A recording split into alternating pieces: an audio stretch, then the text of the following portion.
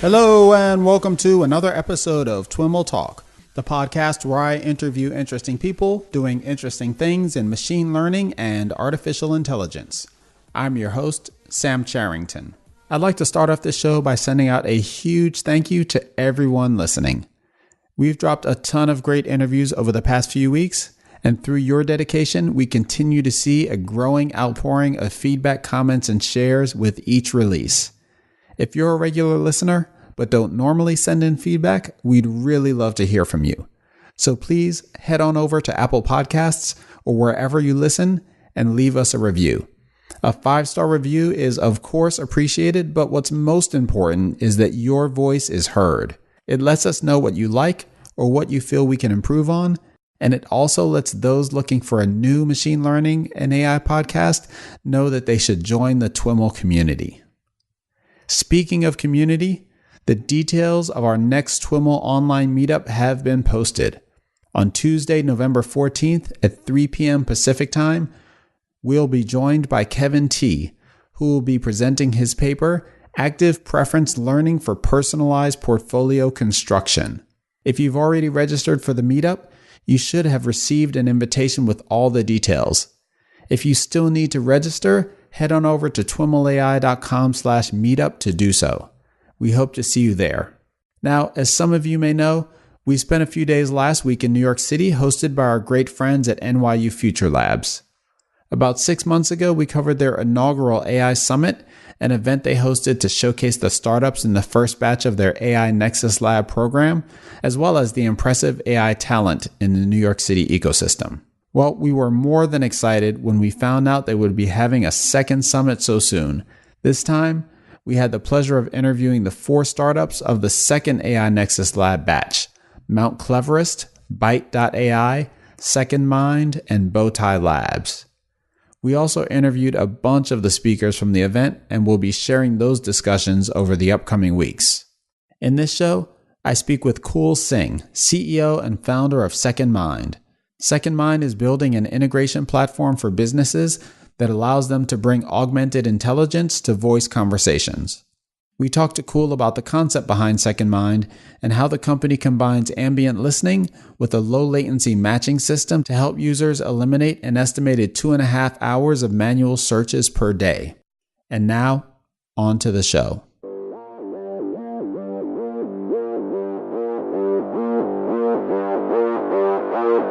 All right, everyone. I am here at NYU Future Labs speaking with some of the AI Nexus startups, and I am with Kul Singh right now, founder and CEO of Second Mind. Kul, welcome to This Week in Machine Learning and AI. Thank you. Thank you for your time. So Kul, why don't we get started by having you tell me a little bit about your background? Sure. So I think it's worth touching on this. I came to New York actually as a derivatives trader, and so I was doing what's considered AI back then. We were doing, AI is effectively expected value. And we were doing very intensive Monte Carlo simulations and doing for mortgage derivatives and other structured type products. Okay. So that was where I started. And then I took doing that and building the systems. I was on the trading side, but building the systems on that, I got an interest in technology. And I started 2 companies that were in the low latency side of things. Okay. So built 2 technology companies, and basically one company is actually still operational with the product still being adopted across many enterprises, Fortune 100 companies. Okay. And I have 2 patents in terms of low latency systems. And then I actually started a lab with a team in Ukraine and in Eastern Europe that was focused on NLP and AI. Okay. Sort of built back in, it's early in terms of now, but they've been doing it for a while, but built like early chatbots around travel and some other things. So I've been doing this for a while. And then I had an interest in an idea around this particular company, Second Mind. Okay. And so what does Second Mind do?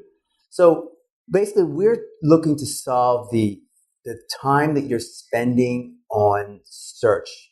And basically we sort of accept the fact that we have to find information and we do have search engines now and we accept that that's great. But the fact is we're now spending about 2.5 hours out of our day on average searching for information. That's 30%.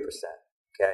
If I told you you're stuck in traffic for 2.5 hours a day, you're like, okay, I have to fix my life. But this is what we're doing. This is in 2016, the type of data. So it's not like this is getting worse, the problem. I mean, just as you say that, like I reject that notion, but it sounds about right. Yeah, I mean, but you have to think of it. It can be as simple as saying, are you available for lunch next week? You're searching for your calendar. Right. Where should we go for lunch? You're searching for restaurants or whatever it may be.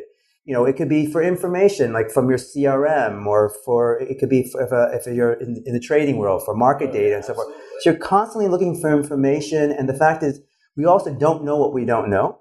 So that problem takes time. So that whole situation creates this situation where we're constantly looking and searching for data. People are, overwhelmed in that thing. I mean, and we've heard this information overload, but this is actually a slightly different thing where, yes, we have so much data in so many different places and sort of manage it and so forth. We have search engines, but that's still not working. So what we're looking to do is say, hey, can we solve that problem specific to conversations? Okay. Because the fact is, the impetus for many of our searches are driven by a conversation, just as I gave examples for. So clients are saying, can you have that information? And the fact is, when you're on a call or in an in-person conversation like we are now, and someone asks for that, you're either having to multitask, which is obviously stressful, or you're saying, I have to get back to you later on that. And what's worse when you have a client's ear to say, I have to get back to you, someone else is going to close that business. So from a business standpoint, this is a very costly problem because they're spending, not only the money to employees, it works out to about, from an $80,000 average salary, about $14,000 annually that's just gone and wasted. And on top of that, you're in this 2 hours a day of searching. Exactly, that time. And then you're also losing the opportunity cost in terms of the revenue of not closing the clients when you have that information, right? So that's the problem we're looking to solve. And so what we basically have developed is, you can think of this matching engine. I'm sort of using a Wall Street prerogative here, but basically think of like what an exchange would do for stocks, matching buyers and sellers. What we're doing is we're identifying events in a conversation and mapping it to any data, whether it's internal or external, and pushing it to people in real time. And so that can be information from your CRM, from your market data, from say a Bloomberg or Reuters. It can be from your email or files. So if someone says, hey, did you get that file I sent you? It shows up right away. You don't have to sit there and fidget. Just the typing part takes time. Right. So that's sort of the thing. And the way you can think of the product, it's sort of like, you can think of like a Slack for conversations, where we're the glue to provide all those applications that people, developers and companies can tie in. And it's a feed as you're speaking. Mm. And you're using conversation and speaking as the way you describe these interactions, but then you reference Slack. Is it primarily for textual communications, or are we literally talking about speaking? Yeah, so our focus is around voice conversation. That's sort of where our core IP is. Sorry, and we can do regular conversation, text and chat type conversations as well. Where we see the real opportunity and the unique differentiations around voice conversations. Yeah, when I think of the way we've envisioned some of these interactions, like from a sci-fi perspective, and kind of this notion of the augmented human, right? Like it's like you want something that's kind of passively listening to all these interactions that you are having, and then just making you smarter by popping that email up, or, oh, you just mentioned lunch. Here are 3 places that, fit the profile of the kind of place you like to go to, without having to pull out the phone and the keyboard and all that kind of stuff. Exactly. That's sort of the big vision we have. It's around the AR side, and sort of where people can be effectively Jarvis and Iron Man, where you can show that. And so, that's not that far-fetched from our standpoint, because it's just a screen. From our standpoint, we can display that information on any screen. And basically, it's just what we're providing is a low-latency matching system to provide that data in any screen, so that it can be that on your phone, your mobile phone. It could be on a desktop. If we can connect with the enterprise VoIP, it can be a video calls, or it can be in AR. Okay. And so do you end up taking a position on kind of the pervasive listening aspect of that, or? That's a great question. So one of the unique IP aspects of our product is that we don't need to record conversations. Optionally, we can. So a lot of the companies that sort of are in the voice type space are recording data. What we've really, and again, goes back to sort of my background with sort of like inline streaming of this data, throw it, process it, and throw it away effectively. Our core data that we're capturing is the metadata of the mapping engine, of the maps. That's where we're really focused on. So we basically are looking to processed inline. Everything's in memory. We're not, that's sort of, so, where a lot of the companies are saying, hey, we're building out this unique part of the components and so forth, where our unique things that we're doing is focus on the real-time low latency on the front end, not on the training side so much, but on the front end where very few companies. So basically we have you can think of it like, again, the best way to think of it is like a high frequency trading system or like what you would see on Wall Street, where you're processing trades very, very fast. And we're looking at caching that data very fast and processing and mapping it very fast to that conversation. So that's really where the unique sauce comes in. And so we don't need to record the conversation story. We're analyzing it, capturing the events, and we will store the events. So that could be like data that could be saved in the CRM or so forth, or summary, but it's not necessarily the actual conversation. Okay. So I get that you're not required to record the data in order to do the things that you're trying to do. But a lot of companies, aren't recording data because they need to deliver their service. They're recording their data because they use it to train and make their algorithms smarter. Right. So, kind of flipping it on the other side, if you're taking a hard position that says we're not going to record any data, do you miss an opportunity to produce a better product that way? So it's not, so to make it clear, there's the recording of the audio, which we're not focused on. It's where we are focused on is we are storing the metadata, which is the mapping piece. So that we are maintaining. Sure. And that we do need to know. So basically from that standpoint, we can then see where our engine is getting false negatives, false positives, and so forth. So we're seeing, and we can see where we are mapping the right data or the wrong data, so forth. So that's, for us, that's why I keep using this analogy of we're a real-time mapping engine or matching engine.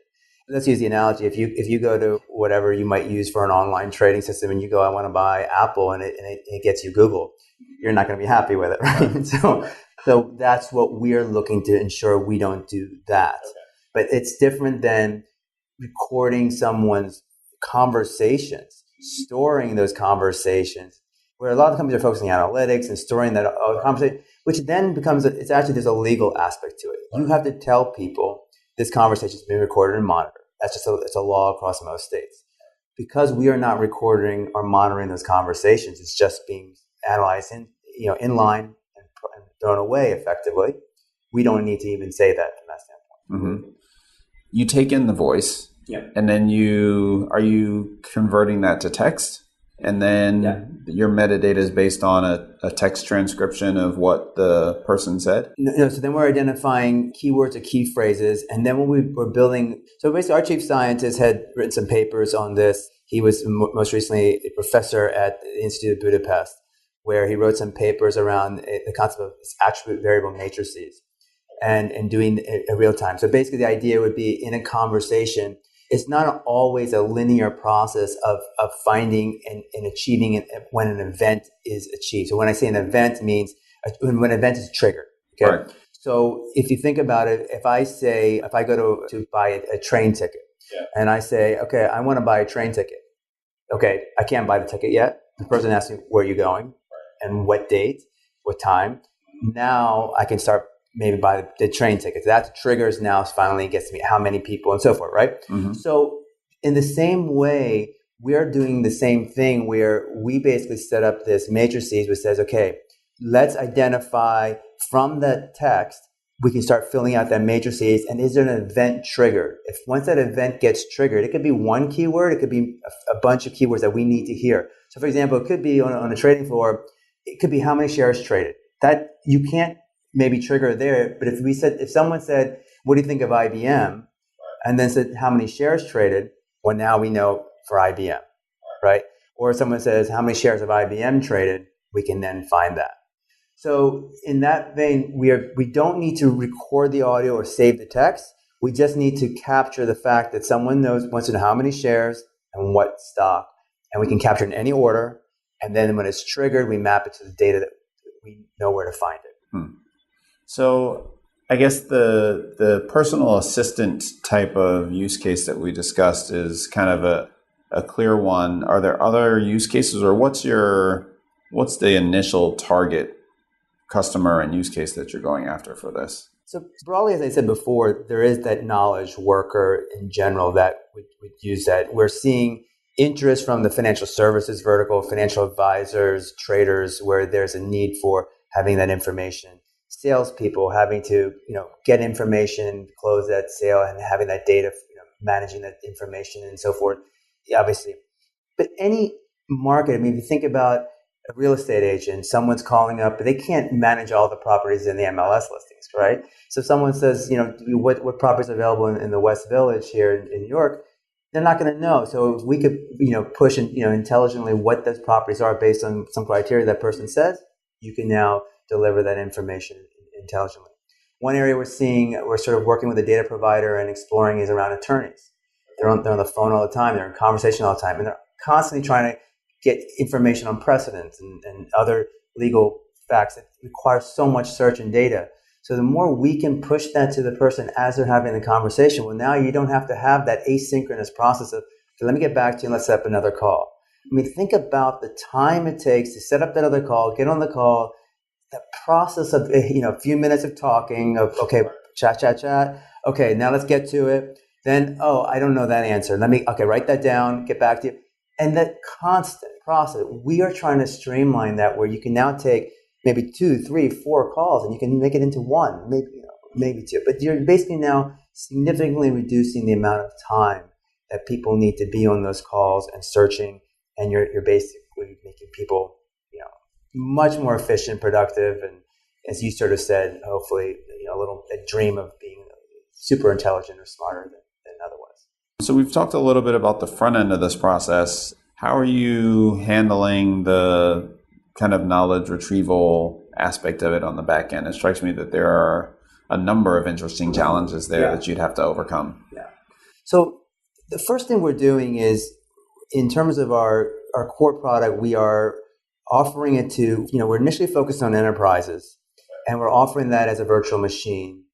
And we offer, again, this goes back to some of the IP and technology I had built in the previous companies, which is sort of like a very much of a publish, subscribe, real-time architecture.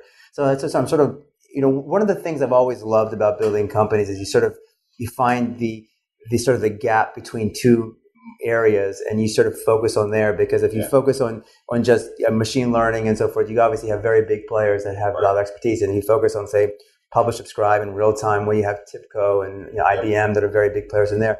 But if you get in the gaps, you can sort of build a very exciting company that's sort of in the wedge.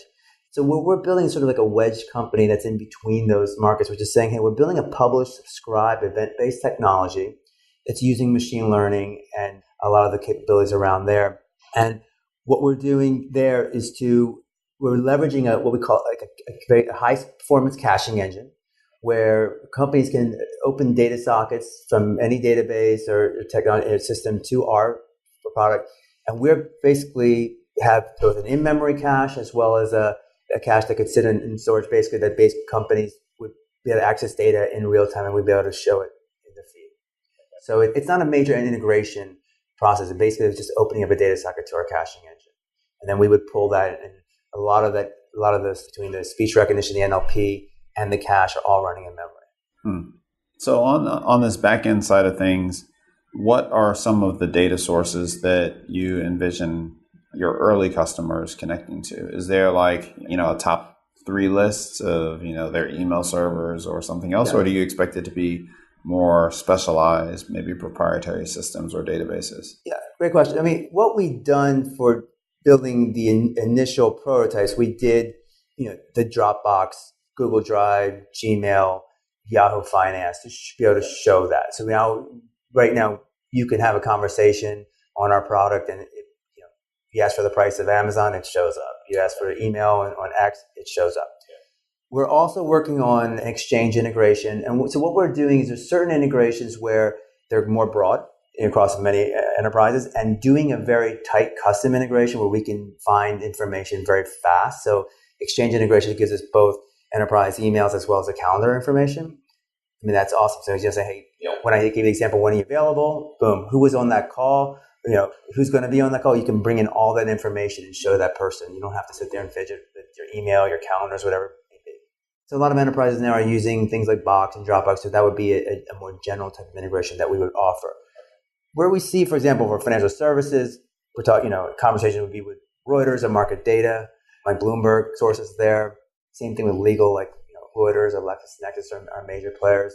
Salesforce would be an integration on the sales side. So, MLS would be an integration for real estate. So that's sort of the integrations are not the focus. Really, it gets to being, make sure you get the language corpus for each one. So you're not, you're getting good matches to that data. Mm-hmm. And how have you tackled that challenge? So initially, like I said, we're focused on initially a couple verticals. We're not looking to target the entire marketplace, and we have customer interest in both sides. We're actually very close to releasing a enterprise version of the product here within a couple of weeks. So excited about that. And then we have, these are Fortune 50 type companies that we're going to be demoing the product to, and go from there effectively. And then in terms of, the goal is to expand the capabilities to a little more the cognitive side of things, where we can, this is sort of why we joined the NYU program. And so we can work closely with some of the professors and doing some of the things around building out our API. So we can do a little more, not have to be so limited to building out each vertical, but you can provide more of a broader solution for multiple type of verticals. Okay, cool. So what's next for the company? So, as I said, we're excited about releasing this product here and getting these customers teed up. It's one of these things where it's fun to show the product because it's sort of magical. It's also, you want to move faster, but you have to obviously go sort of a certain course to sort of, achieve those results. And basically, it's first completing this next, what we call the beta of the enterprise version, get these customers using the product and using it, and then scale from there. Great.